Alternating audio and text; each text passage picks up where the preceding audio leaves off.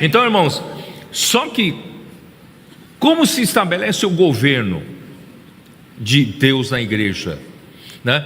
Nós fomos ajudados que o Espírito Santo tem que ter autoridade na igreja. Mas de que maneira o Espírito Santo tem autoridade na igreja? Ainda é algo muito abstrato. Como o Espírito Santo tem autoridade na igreja? Irmãos, graças a Deus, hoje nós entendemos, é pela palavra. O Senhor estabelece alguém, escolhe alguém, usa esse alguém para trazer a revelação, e essa palavra que sai da boca dele não é dele, é a palavra de Deus. E como você sabe que é a palavra de Deus, Deuteronômio 18 deixa claro, é que se essa palavra se cumprir, é de Deus. Se essa palavra não se cumprir, não é de Deus. Então, graças a Deus, irmãos, o apóstolo Pedro foi levantado por Deus e foi confirmado que é de Deus. O apóstolo Paulo foi levantado como apóstolo e profeta, né, e confirmado como de Deus. O apóstolo João também foi confirmado como de Deus, assim como Jesus teve muitas dificuldades para que o povo reconhecesse a ele como enviado de Deus, certo? Mas ele disse: se as obras que Deus me confiou para fazer, se eu faço, isso comprova que eu fui enviado por Deus, né? Então são as obras que confirmam, né, alguém enviado por Deus. Então, graças a Deus, irmãos, hoje na igreja em Filadélfia, não só temos a visão da igreja, né, podemos chegar em várias cidades e dizer: nós somos a igreja dessa cidade, porque nós temos a visão da igreja, a base correta da igreja. Mas pode surgir outros que dizem: nós também temos, nós também somos a igreja. Então, irmão, como define, né? A igreja é aquela que tem um governo de Deus. E como define que tem um governo de Deus? Não é quem chega primeiro dizendo que é a igreja, não, certo? Mas é o que? É a palavra profética. Se tem a palavra profética, tem um governo de Deus, tem a direção de Deus. Vocês estão entendendo? Irmãos, essa é a grande descoberta do momento. O Senhor revelou para nós agora. Nós não tínhamos essa visão, e agora ficou claro. Por isso, irmãos, o inimigo está usando todas as suas forças infernais, que já atacaram a Paulo, atacaram a João, atacaram Pedro, estão nos atacando hoje. Atacando o quê? Atacando contra a palavra profética, atacando contra aquilo que traz o governo de Deus, traz direção de Deus para a igreja, né? Então, irmãos, nós estamos, graças a Deus, por essa visão, nós estamos muito seguros de que essa palavra vem de Deus. Ela traz direção para a igreja, e ela traz o governo para a igreja. Ela não vem de nenhum homem. Eu tenho falado por esses dias, quem acompanha minhas lives, vocês sabem, irmãos, a palavra de Deus tem um poder especial. Tem um poder especial, irmãos. Não é por sua beleza de eloquência, não é pela seu muito conhecimento bíblico, irmãos. É que a palavra de Deus, ela transmite a vida de Deus. Ela tem poder, e esse poder, irmãos, a palavra de homem não tem. A palavra de Deus tem esse poder, e essa palavra, irmão, faz a obra de Deus. Irmãos, só que alguns me perguntam, né? Mas nós sempre cremos na palavra dos profetas, né? Desde os servos dos homens passados que nós já passamos, nós consideramos eles como homens de Deus, e nós cremos na palavra deles, né? Vários homens de Deus já passaram por nós temos crido. Mas qual a diferença de agora? Os nossos adolescentes, irmãos, estão dando uma prova de que crer não é só acreditar que vem de Deus. Crer significa crer que essa palavra, do jeito que foi falada, essa palavra tem um poder de fazer a obra de Deus. Eu não sei se vocês conseguem fazer essa distinção. Hoje de manhã eu tentei ajudar os irmãos na sala de comunhão, né? Eu falei, acho que nem todos entenderam. Mas, irmãos, Antes era assim, determinado servo de Deus falava uma palavra, não, eu respeito esse irmão vem de Deus, a palavra vem de Deus. Então eu pegava aquela palavra, estudava, certo? E depois eu usava essa palavra, não é isso? Do meu jeito, pela minha capacidade, eu vou servir a igreja, servir os irmãos, de acordo com a minha capacidade. E por que a coisa não funcionava tanto? Irmãos, qual diferença faz com os dias de hoje? Irmãos, o que estão fazendo nossos adolescentes? O que os nossos adolescentes fazem? Por que eles estão sendo tão abençoados? Eles creem. Eles creem que essa palavra vem de Deus. Eles não creem? Eles não têm dúvida nenhuma. Eles pegam a palavra, ouvem, transcrevem. Olha lá, está todo mundo anotando, dá uma olhada. Todos anotando. Eles ouvem, transcrevem, recebem, tá? E depois ainda vão fazer transcrição, vão verificar se transcreveram tudo certinho, né? E o que eles fazem? Eles fazem imersão. E praticam. E praticam sem duvidar. Eu vou dizer uma diferença, talvez você entenda. Eles vão na rua, pegam a palavra profética, vão pregar o evangelho, fazer comportagem. Se eu estiver errado, vocês me chamam, falam, me chama a atenção. Fazer comportagem. E em algum momento parece que a coisa trava, não está funcionando.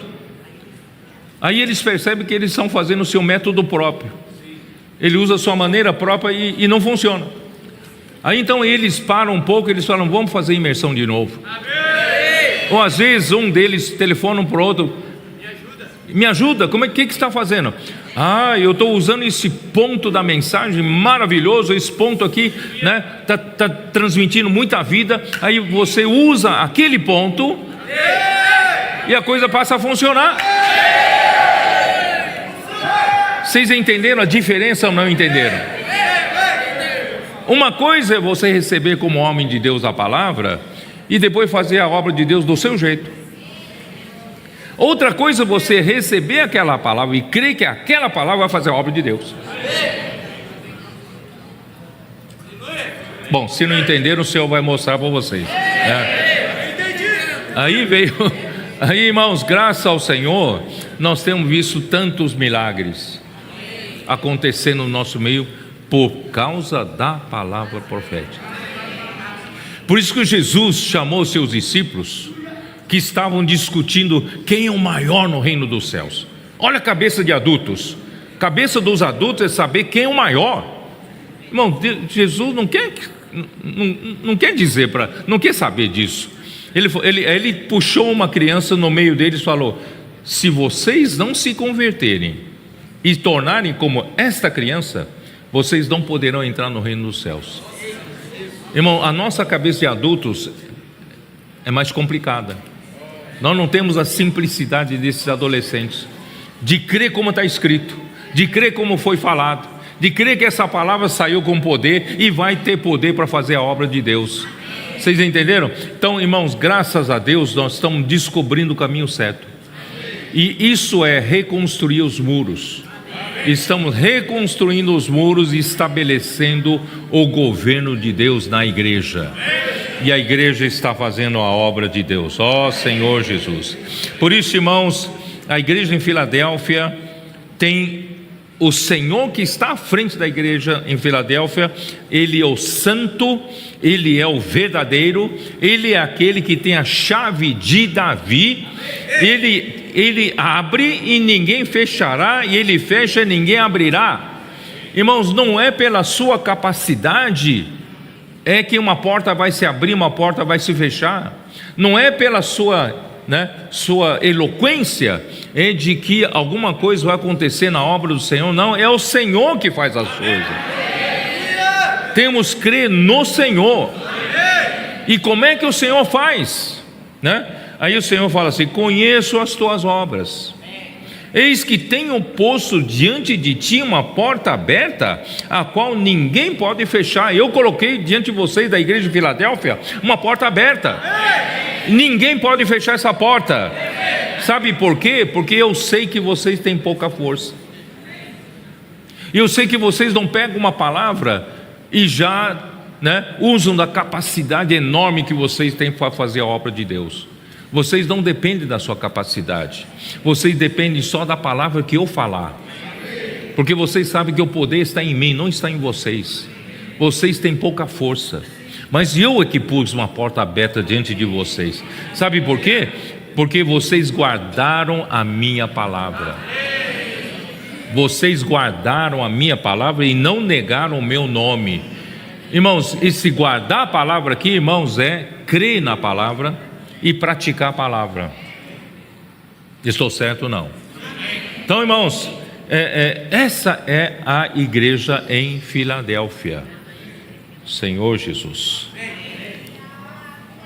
O André Miller foi um servo de Deus no passado. Ele viveu 1800 e alguma coisa. Ele escreveu um livro chamado História da Igreja. Esse livro foi traduzido para português em 4 volumes. O volume originalmente era só um volume, tá? São 4 volumes. Sabe o que ele diz com relação à igreja de Filadélfia? O que ele diz com relação a nós? Diz assim, a principal característica desse pequeno grupo era guardar a palavra da paciência de Cristo e não negar o nome dele. A condição deles não era marcada por nenhuma demonstração de poder, nem nada externamente maravilhoso. Irmão, nós não somos aqueles homens capazes, poderosos em fazer grandes obras para Deus, mas entre eles não tem homens capazes, não tem homens poderosos, mas eles são marcados por uma íntima comunhão pessoal com o Senhor. O que nossos adolescentes fazem? Imersão. E o que é imersão? É comunhão com o Senhor. E a comunhão é tão íntima que eles dormem com Deus, que eles acordam com Deus. Ouve mensagem para dormir, ouve mensagem quando acordar, não é isso? E vão para a escola também com Deus. Então, irmãos, essa íntima relação com a palavra de Deus faz toda a diferença. Faz toda a diferença. Ele estava no meio dele, Cristo estava no meio deles, como o santo e o verdadeiro, e é representado como administrador da casa. Irmãos, hoje nós temos alguém na casa. Nós temos a casa de Deus, a igreja é a casa de Deus, e na casa de Deus, irmão, tem um administrador. O que é administrador? Representa o governo. Temos alguém que governa. Então ele se apresenta, segundo André Miller, não são minhas palavras, ele se apresenta como administrador da casa, e ele, sendo administrador da casa, ele tem a chave de Davi. Os tesouros, presta atenção, os tesouros da palavra profética estão destrancados para os que habitam dentro da sua casa. Os fiéis dessa igreja também compartilham de sua paciência e esperam a sua vinda. Irmão, a igreja em Filadélfia tem essas 2 principais características. A primeira característica, irmãos, eles são governados pela palavra profética. Porque para essa igreja foram destrancados os tesouros que foram fechados desde o final do 1º século. Não houve mais palavra profética. Só que para essa igreja novamente foram destrancados os tesouros da palavra profética. Em segundo lugar, irmãos, eles são aqueles que esperam a vinda de Cristo. Eles amam a vinda de Cristo. Mas eu não posso dizer, irmãos, que outros grupos cristãos não amem a vinda de Cristo. Tem outros grupos, tem um grupo que até se chamam de Maranata. Eles aguardam a vinda do Senhor. Mas qual é a diferença da igreja em Filadélfia com relação à vinda do Senhor? Você sabe por quê? Ontem nós tivemos uma comunhão lá na estância. Só para apresentar para os irmãos, nós estamos com os irmãos do sul de Minas aqui, tá? As igrejas do sul de Minas estão aqui, ó. Tivemos uma comunhão maravilhosa ontem, né? Então, ontem, na comunhão, um irmão disse assim: puxa, nós temos que valorizar a palavra profética. E a palavra profética está trazendo tanta realidade na nossa vida, tanta realidade, que eu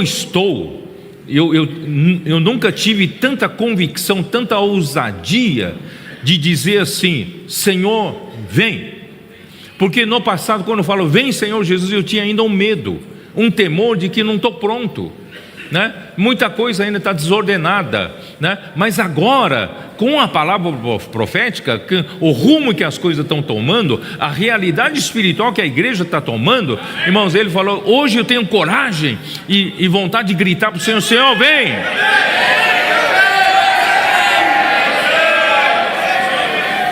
Então a igreja em Filadélfia não é somente aquele grupo que amam a vinda do Senhor, é aquele grupo que tem convicção de que está no caminho certo para trazer o Senhor de volta.